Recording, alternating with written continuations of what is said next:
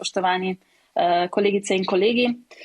Pred pandemijo smo imeli približno 10 do 20% otrok, ki so imeli težave z duševnimi boleznimi. Že to je absolutno preveč, ampak zadnji 2 leti pa kažeta na to, da se bo delež povečal na 20 do 25%.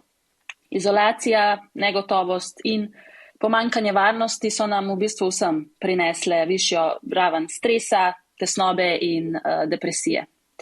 Zapiranje izobraževalnih ustanov, športnih in kulturnih centrov je mlade pripeljalo v stisko. Za nekatere je to pomenilo izgubo dostopa do vsakodnevnih toplih obrokov, neželeno vrnitev v prenatrpane domove, tudi večjo izpostavljenost nasilju v družini. Mladi s podeželja ali tisti iz ranljivih skupin velikokrat niso imeli dostopa do spletnega izobraževanja, kar je še dodatno obremenilo njihove že tako preobremenjene družine. Pandemija je enostavno še poslabšala položaj tistih, ki so bili v družbi že prej zapostavljeni oziroma marginalizirani. To je bistvo, ki ga želim povedati. Poleg številnih bremen, ki so jih morali mladi že tako in tako nositi, jih je pandemija še dodatno obtežila. Zaskrbljenost je naraščala med tem, ko so se šport, izobraževanje in kultura, torej stebri moderne družbe, počasi rušili.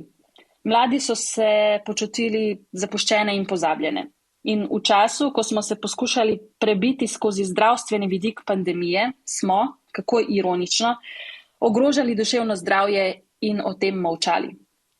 To je tisto, kar bi želela poudariti v tem poročilu. V Evropskem letu mladih moramo pokazati, da nam je resnično mar za vse mlade in da ne bomo nobenega, niti enega mladega človeka pustili za sabo. Pogovarjati se moramo o duševnem zdravju in delati na odporni vključujoči družbi, ki bo zagotavljala oporo in varnost za vse. Odpornosti se je mogoče naučiti in ravno to bi morale naše izobraževalne, kulturne in športne ustanove učiti, preden mladi naletijo na neke resne težave.